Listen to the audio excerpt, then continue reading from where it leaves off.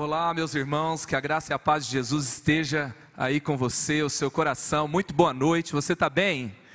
Que bom te ver aqui, estou muito feliz de estar aqui com a minha família nesses dias. Estou com Mariana, com Samuel, com Pedro, que deve estar dando trabalho para algum voluntário do Mini nesse momento.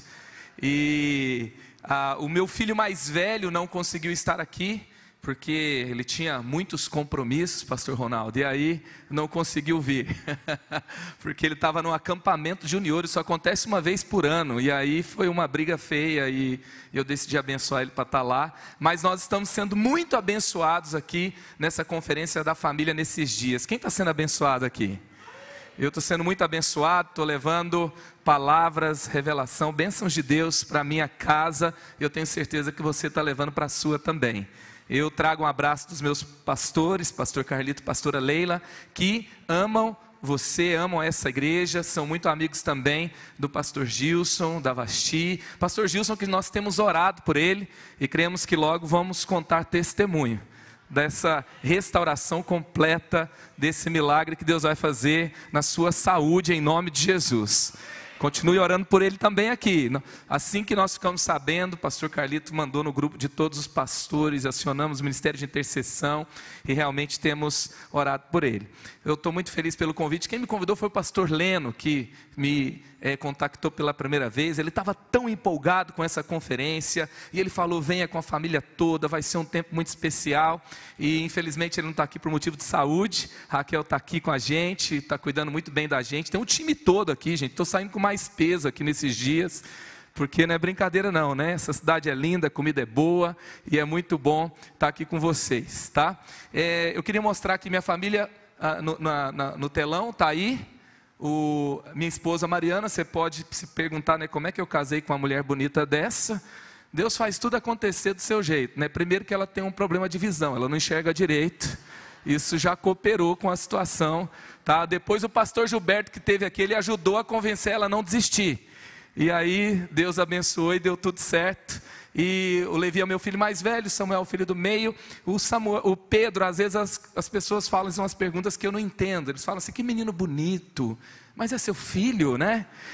São perguntas interessantes. Então, 12, 9 e 3, essa é a minha família. Eu queria apresentar a minha igreja também, a igreja da cidade. Quem sabe você dá uma passadinha por lá, por São Paulo, por São José dos Campos, e pode nos conhecer também, tá? Então eu sei que tem gente aqui que viaja de vez em quando para lá, ali perto, então você pode estar ali, se você estiver por lá, e são igrejas amigas e parceiras da Rede Inspire, por exemplo, também. Podia então soltar o vídeo da igreja, por favor?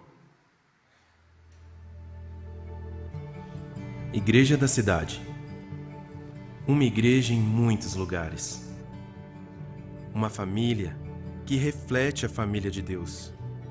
Um lugar onde acontecem grandes encontros, onde vidas renascem e recomeçam, e todos crescem na fé e se tornam mais fortes com Jesus.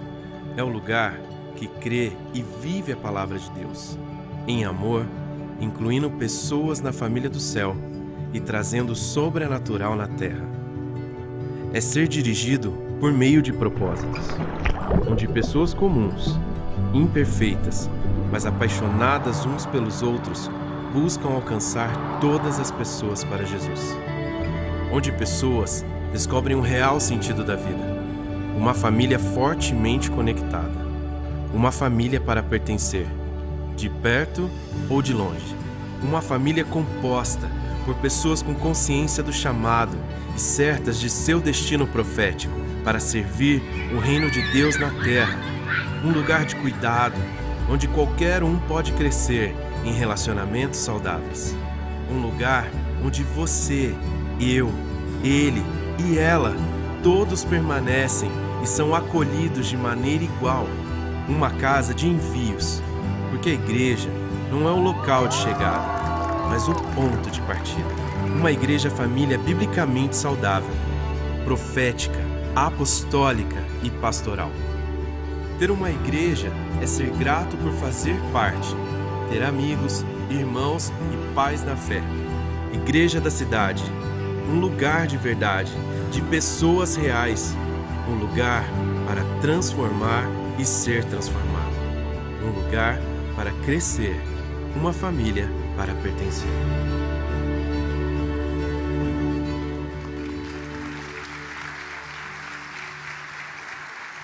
Te apresentei minha família, ela não é perfeita, mas eu faria tudo por ela. Te apresentei a minha igreja, ela não é perfeita assim como a sua não é, mas Jesus morreu pela igreja dele. Então ame a sua família, ame a sua igreja e cumpra o seu propósito nela, amém? Eu queria também falar de alguns livros que você pode continuar essa jornada depois dessa conferência.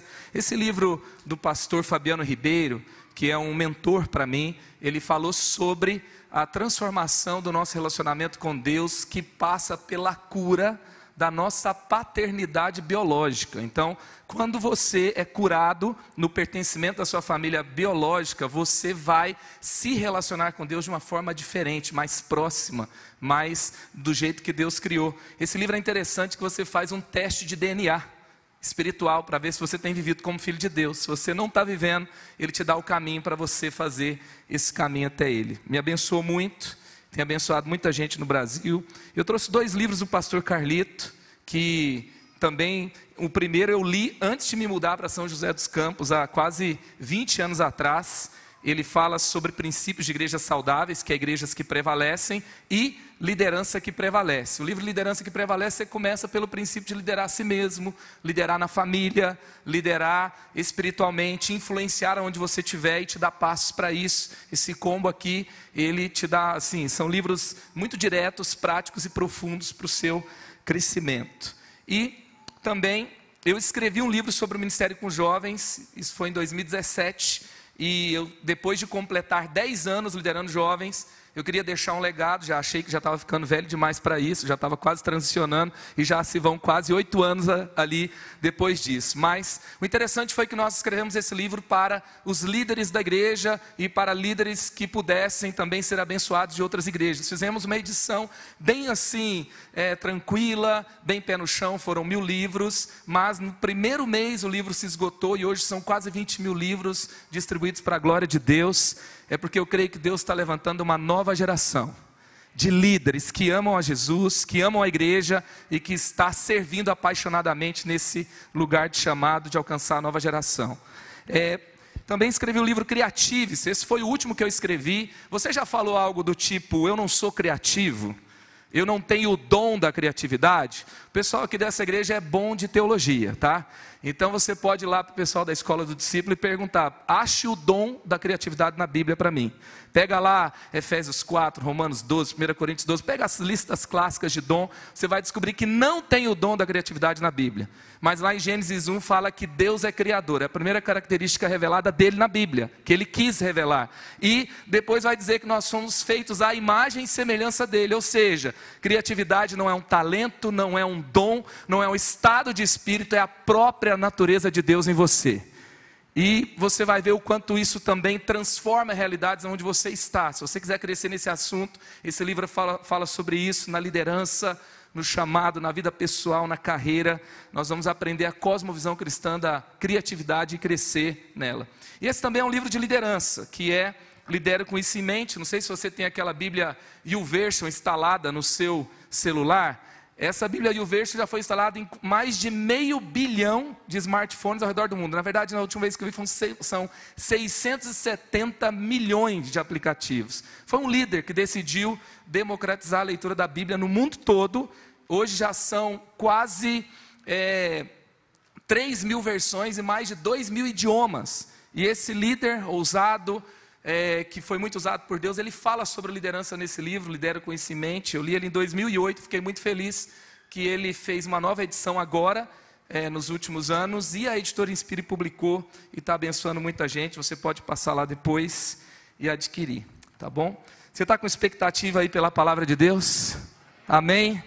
Então eu queria que você abrisse sua Bíblia em Êxodo capítulo 2. Fiquei feliz de ver aqui a Paulinha, a sua mãe também, e olha, ela que é uma líder, assim, líder de alta performance lá nos nossos adolescentes. Ela só está emprestada aqui um tempo, tá, pastor Ronaldo?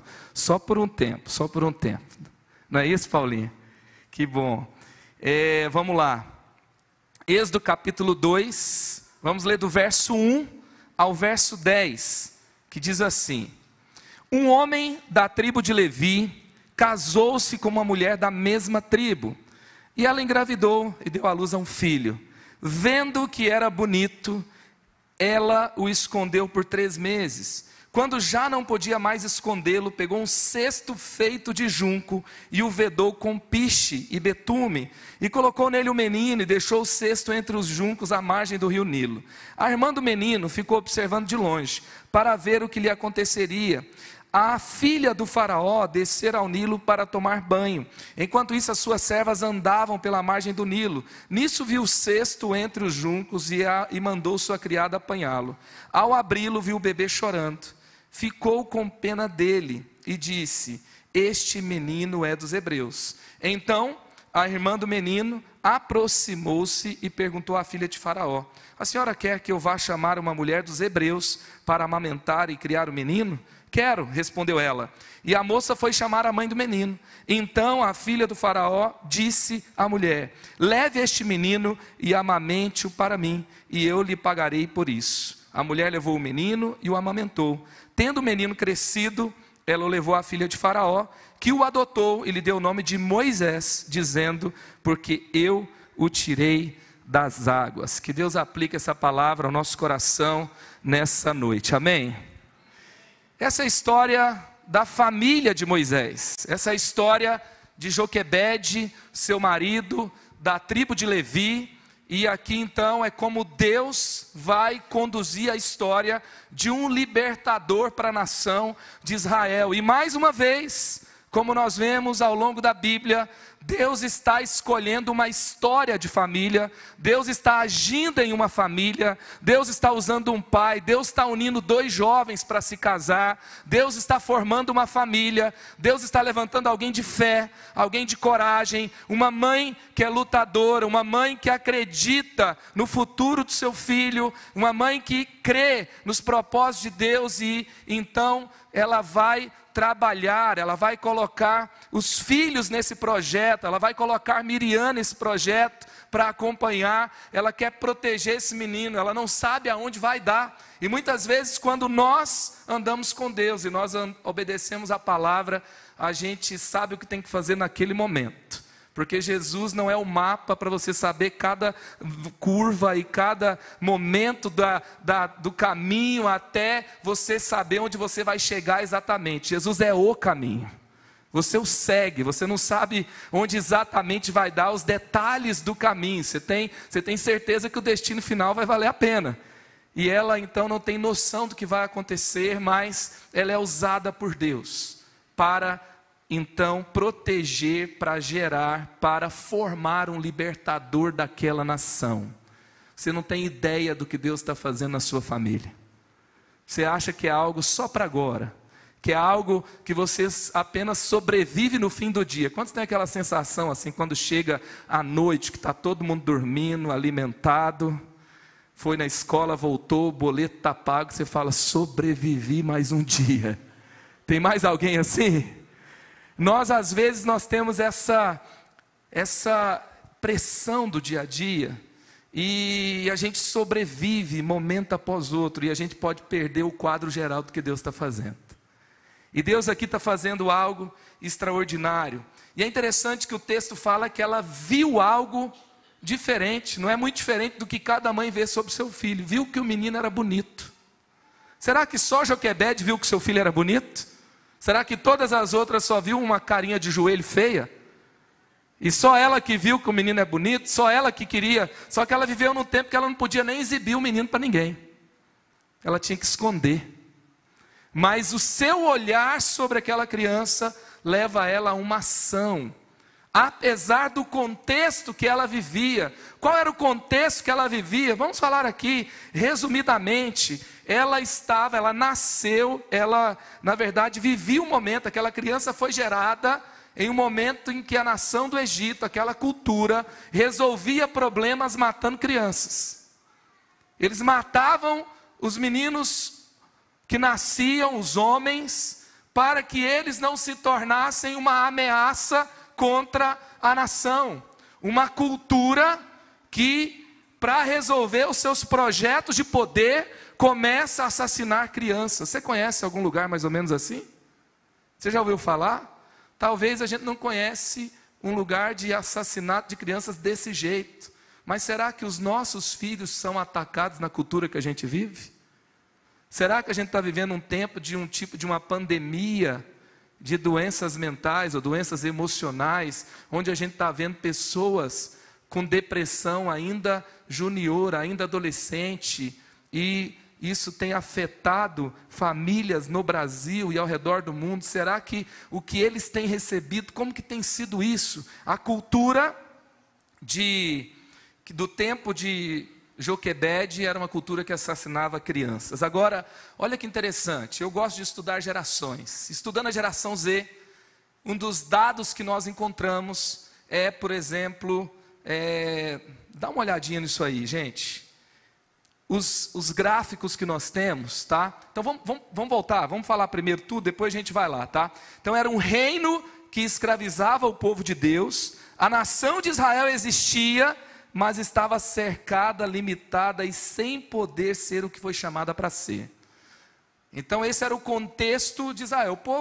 A nação de Israel existia, mas as crianças estavam sendo assassinadas. Existia, mas não tinha liberdade. Não poderia trabalhar para o projeto de Deus. Eles estavam trabalhando apenas para o projeto de poder do faraó. Esse era o contexto de Moisés, esse era o contexto de Joquebede. Agora vamos lá para a geração Z. Analisando aí os últimos acontecimentos nos últimos anos, pode passar para aquele gráfico, por favor. Você vai ver, por exemplo, ataque de 11 de setembro, que é o cartão de boas-vindas para a geração Z. Oi, sejam bem-vindos ao mundo, tá? Depois você vai ver a crise de 2003 ali com guerra do Iraque. Depois você tem a crise fiscal europeia. E aí você vai vendo, vai até lá no Covid-19. E aí tem um tweet que ficou famoso de um jovem da geração Z. Por que na minha vez de ser adulto o mundo está acabando? Olha só os memes, né? Eu criança, dólar 1,50, gasolina R$2, Coca-Cola 1,99, paz e amor. Na minha vez de ser adulto, dólar 5,65, gasolina 5,50, Coca-Cola R$8 e pandemia mortal. Um post de 2021. Outro post aí, justo na nossa vez de morar sozinho, o arroz custa quase R$30. Brincadeiras à parte, nós sabemos, né, que o nosso mundo não está para amador, tá? E os tempos são difíceis, e a gente gosta de julgar a nova geração, mas a gente às vezes julga a nova geração de acordo com o que aconteceu na nossa geração. Eu estou falando aqui como alguém que já não é mais da geração Z. Outro dia eu estava lá em casa, tinha uma foto do meu casamento lá no armário que meu filho achou. Ele achou bonito o álbum, começou a abrir, e ele virou para mim e falou: pai, esse é você quando você era jovem? Então o tempo passa e estou eu aqui comentando sobre o que é a nova geração e como nós olhamos para a nova geração. E esse é o contexto que Moisés nasce, talvez. Um contexto assim, os pais foram resgatados da fome. Deus usa José, os pais, os antepassados, quero dizer aqui. Agora, então, aquele povo que contava a história de Abraão, que contava a história de Isaac, que contava a história de Jacó, que falava sobre a fidelidade de Deus, agora já se passaram 400 anos, agora o povo é escravo, e não bastasse toda essa história que virou de tal forma, que a crise se instalou de forma tão violenta, agora as crianças estão sendo assassinadas. Esse é o contexto de Joquebede.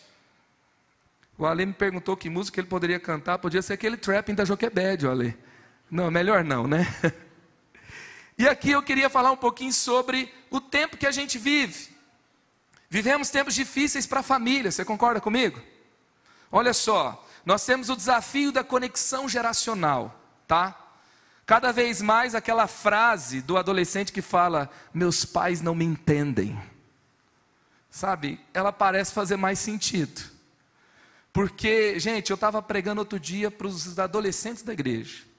E eu queria falar sobre a verdade, e sobre a ilusão, e sobre você escolher, sabe, estar no mundo real e fazer escolhas sérias para a vida na verdade.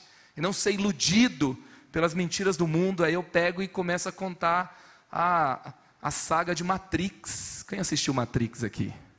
E eu estou empolgado, né? Lá a gente tem até um primo da Paulinha, o Fabão, que parece Morfeus. E a gente podia trazer a cena e ilustrar, e eu começo a contar a história, só que eu percebo que ninguém está entendendo o que eu estou falando. Daqui a pouco eu decido perguntar quem assistiu Matrix, e 2 líderes de adolescentes lá atrás levantam a mão. Além da triste realidade que eu estava ficando velho, eu começo a perceber que as gerações mudam cada vez mais rápido. Um pai que entende futebol vê um menino falando que o Neymar devia ser melhor do mundo, e ele fala: esse menino viu o fenômeno jogar. Ouve ele escutando música, ele não sabe nem se é música. Vê ele mexendo no TikTok, ele fica apavorado. E aí vê os aplicativos de jogos, e a gente vive um contexto de conexão geracional difícil. As gerações são cada vez menores. No século passado, eu não vou falar muito isso aqui agora, mas uma geração era cerca de 25 anos, 4 gerações em um século. No começo desse século, até o ano 24, nós temos 3 gerações que já estudamos e já identificamos claramente. E cada vez mais o diálogo de uma geração para outra fica complexa. E aí então, se a gente não entender isso, a gente vai acabar vendo um Felipe Neto discipulando nossos filhos. Porque a gente não consegue conversar com eles, mas eles parecem entender tudo que esse tipo de gente está falando. E aí então você tem o desafio da conexão geracional. Você tem o contexto controverso cultural, onde cultura já mistura com uma influência religiosa, com uma militância ideológica, e onde parece que tudo que é normal é tudo aquilo que afronta o evangelho, a verdade que acreditamos. Temos o desafio da estabilidade emocional. No passado, se você chegasse para o seu pastor e falasse: pastor, estou meio triste, eu estou meio angustiado, eu estou meio numa deprê, ele ia orar para você, ele ia falar uns 2 versículos bíblicos, ele ia terminar falando: tudo posso naquele que me fortalece, e falar: vai nessa tua força, meu filho. E hoje, se você faz isso, é quase que uma ofensa para alguém que está lutando com um transtorno de ansiedade, com uma crise depressiva. A questão ficou mais complexa e não é mais tão simples, e nós não podemos mais olhar para os nossos filhos, olhar para o nosso cônjuge, olhar um para o outro e a gente não pode desprezar questões da saúde mental, emocional. Temos uma guerra ideológica acontecendo, que assim, é você daqui a pouco, se você não se cuida, você não consegue participar de um grupo de família, você não consegue trazer um amigo para a igreja, você não consegue mais porque você já é visto como sendo um inimigo pelo simples fato de ser cristão, que parece que você já tem um posicionamento político que diz não para as pessoas. Esse também é o contexto que a gente vive. Os nossos filhos estão no meio dessa confusão, e nós estamos também, como família, enfrentando tempos como esse. Desafio do excesso de telas e das redes sociais. Alienação, cancelamento e influências que chegam o tempo todo. É um acesso extravagante, todo mundo conectado o tempo todo. E também nós temos uma velocidade que é uma violência contra a nossa alma. Nós vivemos num mundo sem tempo para contemplar, para descansar, para processar, e tarde da noite nós estamos com tela no rosto, no restaurante nós estamos nas telas, e aonde estivermos. Eu estava conversando com o capelão da nossa escola, do Colégio Inspire. Ele estava atendendo pais, e às vezes ele falou que costuma ser recorrente uma fala dos filhos, que eles não conversam com os pais. Aí ele fala assim: como assim não conversa? Não, conversa assim, você já está pronto? Você comeu? Você fez a tarefa? Vamos sair? Sabe? E assim nós estamos nesse tempo.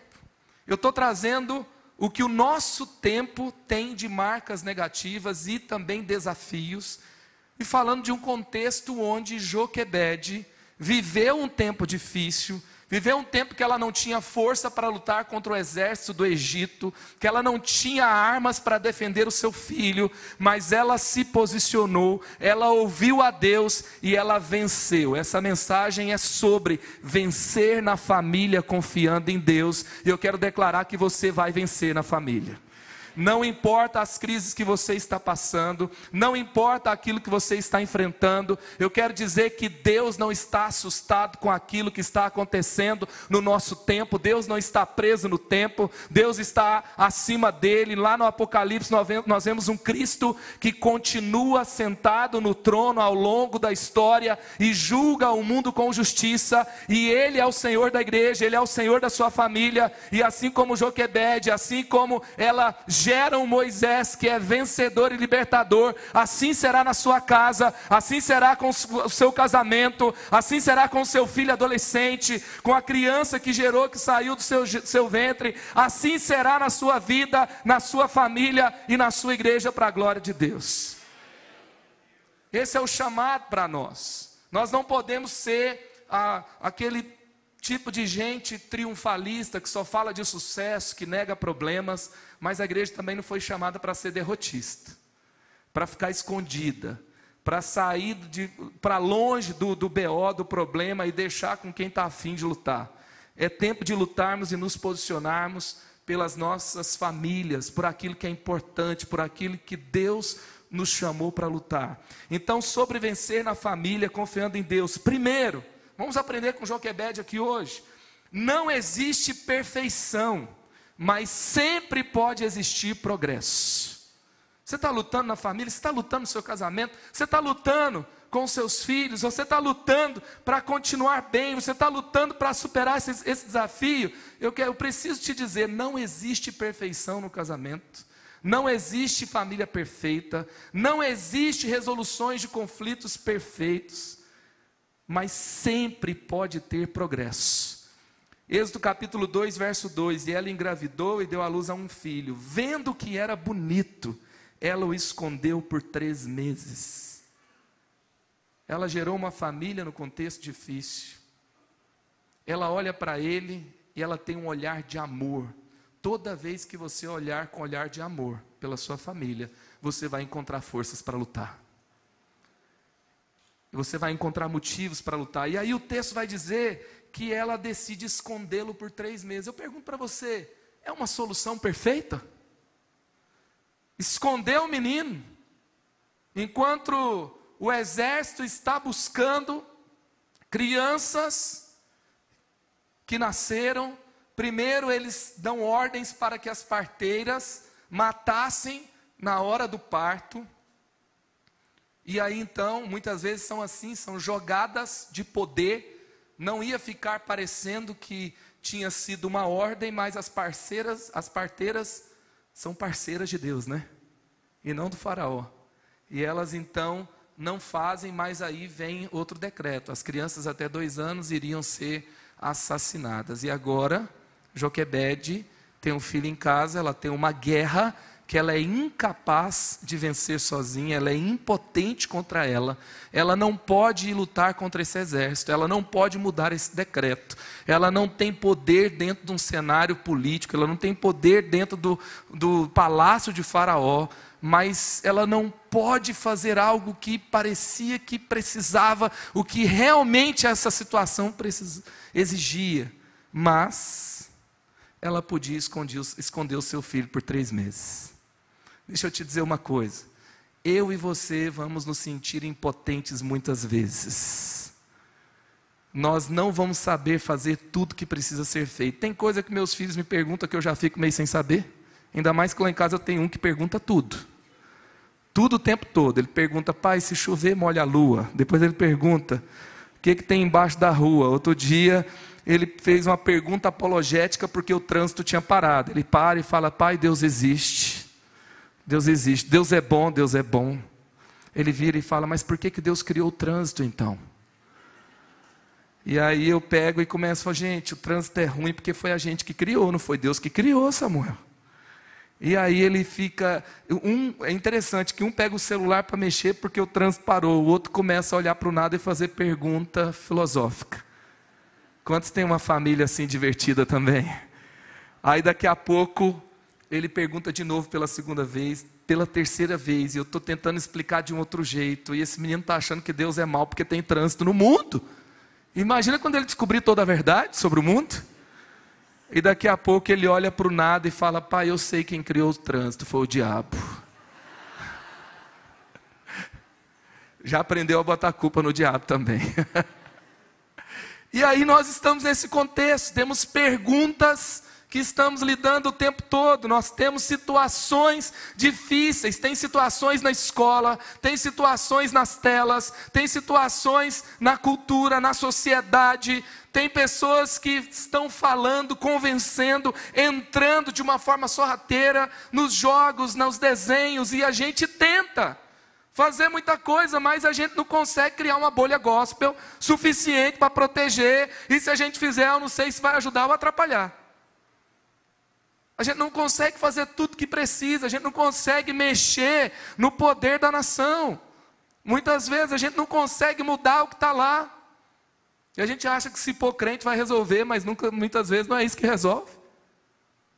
E aí então, nós estamos na luta diária da família, não é verdade? Nós não podemos fazer tudo, mas nós podemos proteger enquanto pudermos. Nós podemos dizer, vai para a igreja, porque tem que ir para a igreja. Tem gente que me pergunta, meu filho tem 14 anos e não quer ir para a igreja. Eu falei, até 18 você tem que levar, irmã. Se ele não quiser ir para a escola, você fala, tudo bem, você não vai para a escola. Quando você crescer, você decide se você vai para a escola. Até o governo arranca ele de você, se você não manda ele para a escola. Não, meu filho, às vezes eu vejo pais que falam assim, não, meu filho está estudando vestibular, então ele não vai para a igreja. Então o melhor, o que ele precisa para decidir o futuro dele, é só estudar então. Não precisa de ministração, de oração, de amigos na igreja. Aí cresce sem amigo na igreja, você vai fazer o quê? Então, nós podemos fazer algo. Aí você fala, só trazer na igreja resolve? Lógico que não. Só conversar resolve? Não. Mas Joquebede fez algo simples. Foi o suficiente para que Deus colocasse a mão e determinasse um futuro brilhante para essa criança. Assim também nós podemos fazer com relação à nossa família. Sabe, o que você pode esconder por 3 meses? O que você pode dar uma solução, que é tudo que você pode fazer agora? Sabe, gente, uma vez eu estava ouvindo o pastor Craig Groeschel e ele estava falando o seguinte, que nós supervalorizamos o que nós podemos fazer ao longo de um ano, aquela lista de 100 coisas que vão mudar quando virar o ano. Você vai emagrecer, você vai perdoar, você vai ler a Bíblia toda 3 vezes, você vai orar 5 horas por dia, você vai ser o melhor profissional do mundo, você vai, aquela pessoa ali é uma pessoa perfeita naquela lista do 31 de dezembro, já viu? Mas antes do primeiro domingo do ano você já está frustrado. Aí ele fala, nós supervalorizamos essa lista de mudanças, a gente acha que tudo vai mudar, e a gente menospreza o impacto de uma mudança. Ele fala então assim, se você tem sofrido porque na sua casa, na sua vida, não tem vida devocional, e você vai focar naquele ano de mudar a vida devocional. Qual que é o impacto dessa única mudança ao longo do ano? E depois você vai para o próximo ano. Joquebede, ela fez uma única coisa que ela podia fazer. E ela, por quê? Porque era o que ela precisava focar, o que ela precisava fazer. Não ia resolver por muito tempo, mas ela fez e ela lutou. Se ela pudesse proteger só por 3 meses, ela ia se alegrar em Deus, porque Deus ajudou ela a proteger por 3 meses. E depois ela teve que entregar para o Senhor. Mas Deus ainda tem um plano depois. Então eu quero te incentivar, não foque na perfeição, foque no progresso. Foque em resolver o conflito de hoje. Foque em dormir. Sabe, às vezes o que a gente vai fazer para proteger o nosso casamento é ter uma conversa de algo que precisa ser conversado. É não dormir magoado de novo. É não permitir que o distanciamento se instale. É não permitir que aquilo que entrou destrua, e você vai lutar hoje por isso. Você não sabe qual vai ser o desfecho final, mas você vai fazer o que você pode. Quantos estão me entendendo aqui? Faça tudo que você pode, enquanto você puder, pela sua família. A maioria das pessoas descobrem e querem fazer tudo depois que já passou do tempo. Não seja assim. Segundo, como vencer na família, confiando em Deus, nós temos que entender o quê? Que não podemos proteger nossa família de tudo que a ataca, mas podemos cuidar uns dos outros. O verso 3 vai dizer: quando já não podia mais escondê-lo, pegou um cesto feito de junco, vedou com piche e betume, colocou nele o menino e deixou o cesto entre os juncos à margem do Nilo. É interessante que ela protege enquanto pode, agora ela já não dá mais para proteger. E eu acredito, muitas vezes, eu vou falar um pouquinho aqui de filhos, né? Muitas vezes, a gente quer proteger além do tempo. Uma das marcas dessa geração é gerada pela superproteção. Joquebede, ela entendeu uma coisa que muitos não entenderam. A proteção, ela salva os nossos filhos. A proteção, ela salva relacionamentos. Mas aquilo que salva numa fase, mata em outra. Se ela continuasse com ele dentro de casa, na hora errada, tentando proteger, tentando esconder, tentando controlar a situação, ela ia perder aquele menino. Ele ia ser assassinado. A forma mais rápida de você perder alguém é controlando essa pessoa. Vale para casamento, vale para filho, vale para tudo.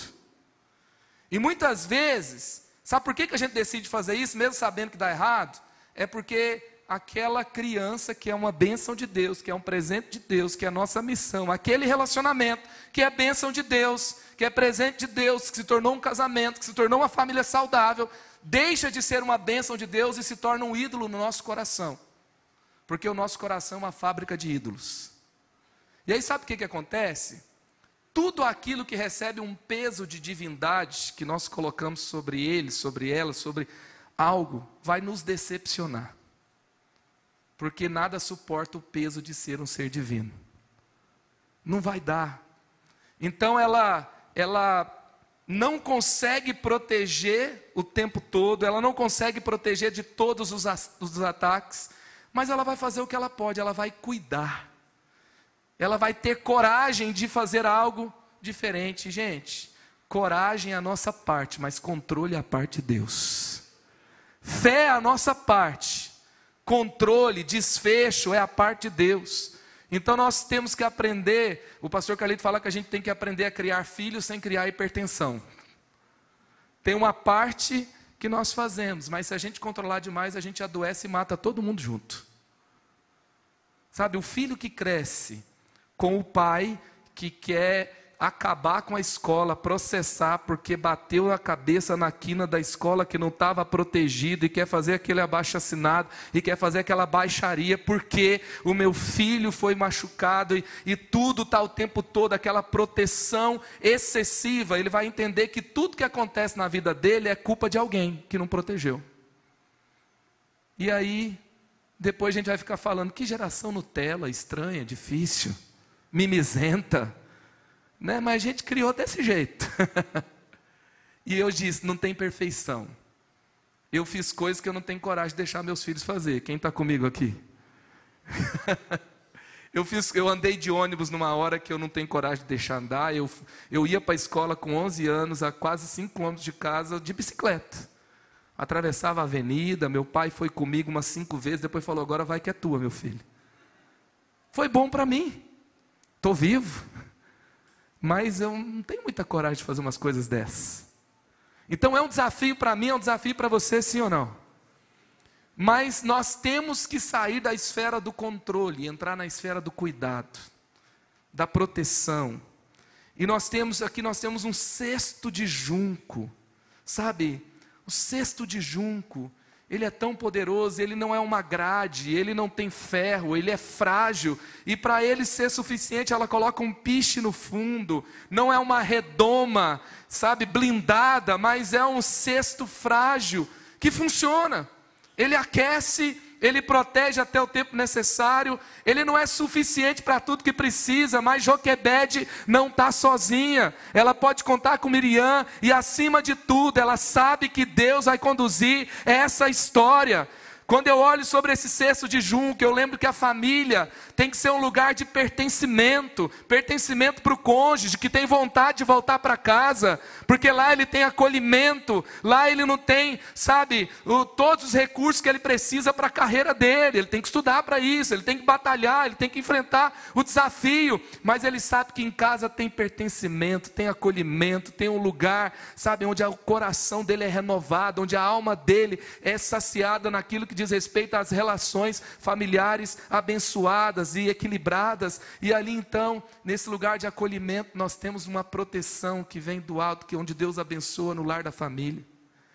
Eu me lembro que eu aceitei a Jesus, gente, na sala da minha casa, com a minha mãe, contando a história do livro Sem Palavras, que era a história do livro Sem Palavras, era o plano de salvação das cores.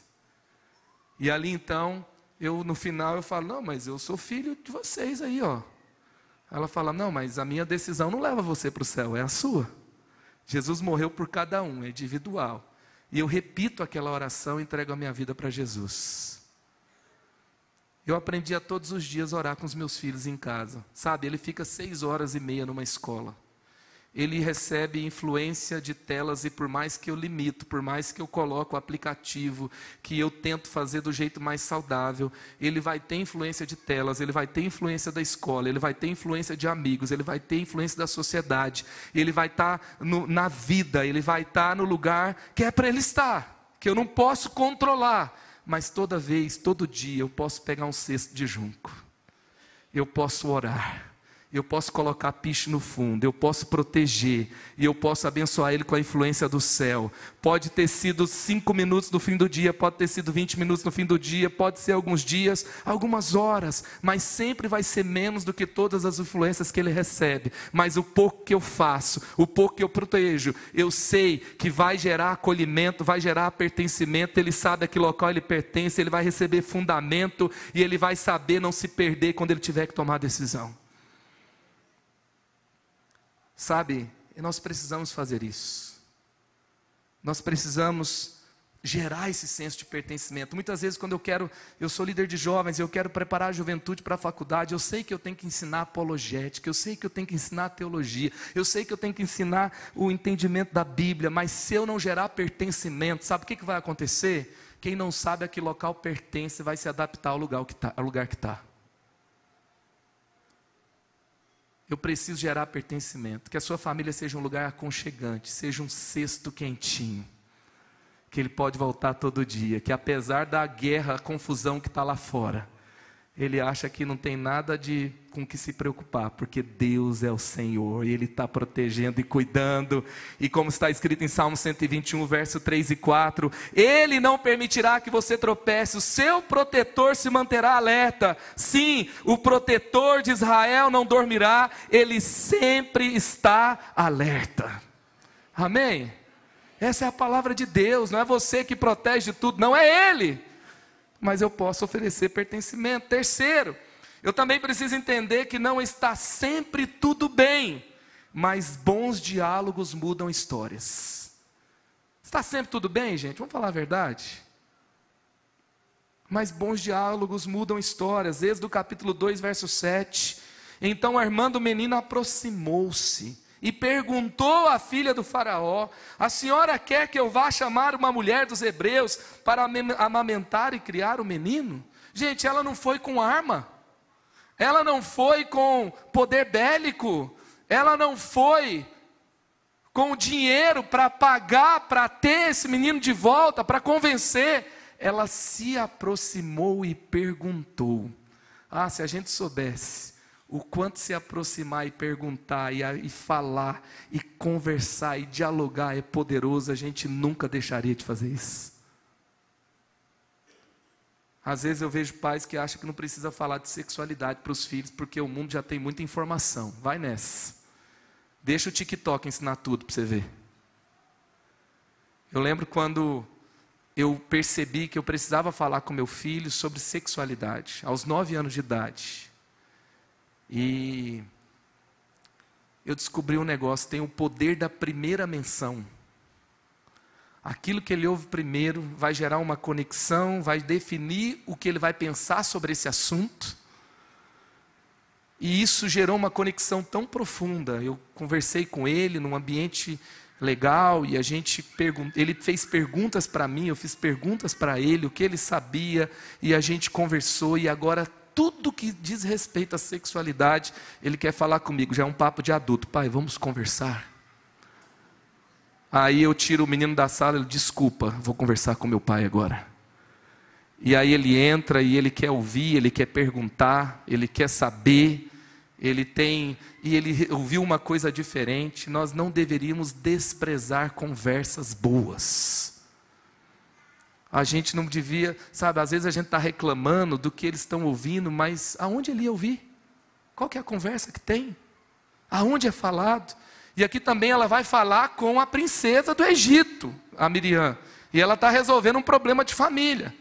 E olha, os pais deveriam conversar mais na escola. Os pais deveriam conversar mais entre si sobre o que vai decidir no futuro da família. Os pais deveriam conversar mais para entender e estar mais junto com o Ministério de Adolescentes na igreja. Aliás, eu vou dar uma força para você, Gui e George.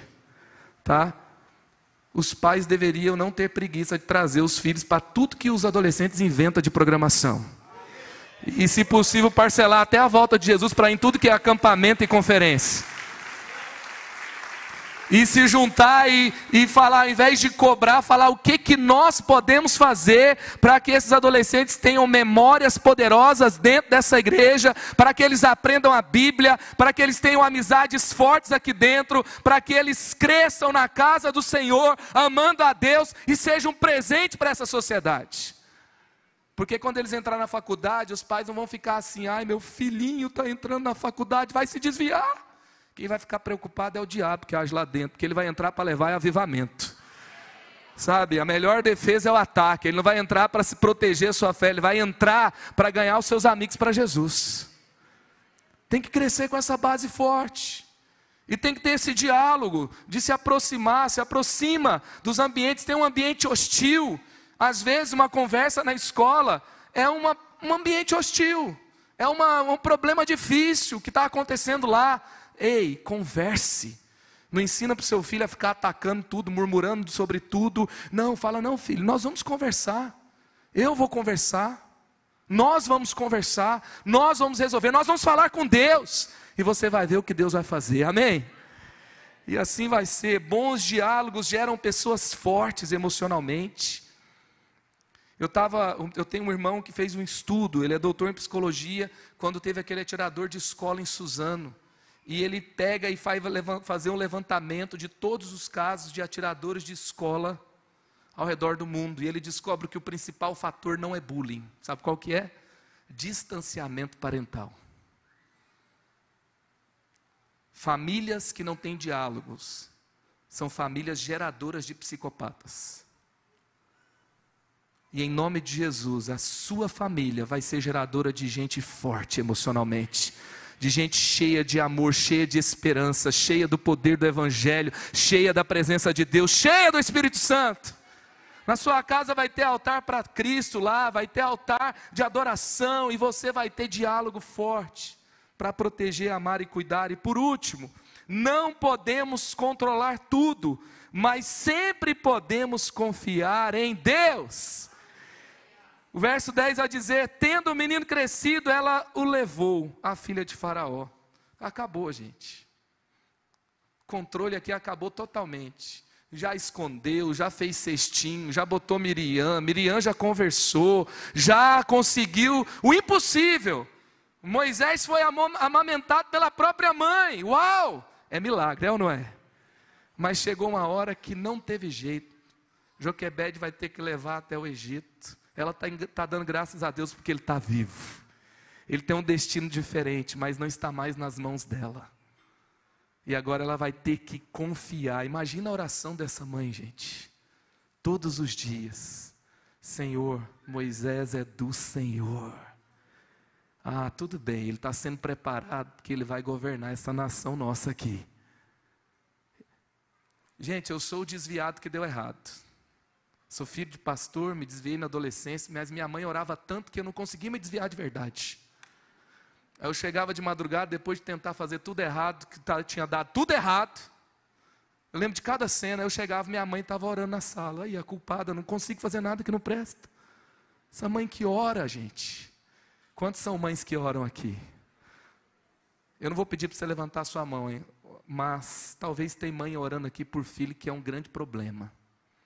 Eu fui um filho desviado na adolescência, filho de pastor. Fui motivo de oração e me tornei resposta de oração, onde um dia eu era um motivo de oração. Esse que é um motivo de oração hoje vai ser resposta de oração. Esse que estava desviado ontem, trabalha há 18 anos pastoreando quem?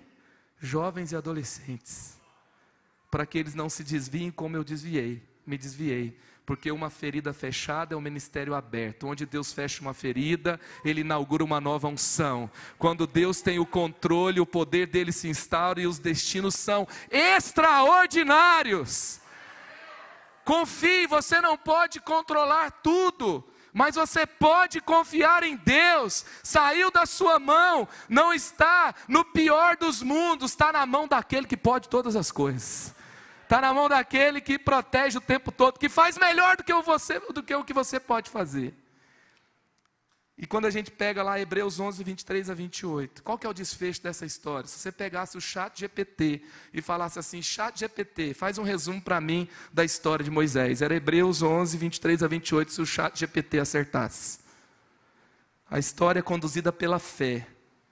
Pela fé, Moisés, recém-nascido, foi escondido durante 3 meses por seus pais, pois estes viram que ele não era uma criança comum, e não temendo o decreto do rei, pela fé, e não temeram o decreto do rei, pela fé, Moisés, já adulto, recusou ser chamado filho da filha de Faraó, preferindo ser maltratado com o povo de Deus, a desfrutar dos prazeres do pecado durante algum tempo. Por amor de Cristo, considerou sua desonra uma riqueza maior do que os tesouros do Egito, porque contemplava a sua recompensa. Pela fé saiu do Egito, não temendo a ira do rei, e perseverou, porque via aquele que é invisível. Pela fé celebrou a Páscoa, fez aspersão do sangue, para que o destruidor não tocasse nos filhos mais velhos dos israelitas.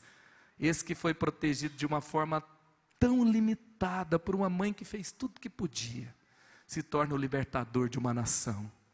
A sua família é incubadora de destinos extraordinários. Por quê? Porque o que conduz aqui? Qual que é a palavra que mais aparece aqui? Fé. A sua família é uma família de fé. O seu casamento é um casamento de fé. Os seus filhos vão ter histórias de fé. Você está inaugurando histórias de fé nesse mundo controverso e complicado. E o que vai marcar o destino do seu filho não vai ser a nossa cultura, os problemas do nosso tempo, vai ser o seu Deus, a história que Ele está escrevendo para ele, aquilo que Deus está fazendo e você está entregando tudo a Ele pela fé. Amém?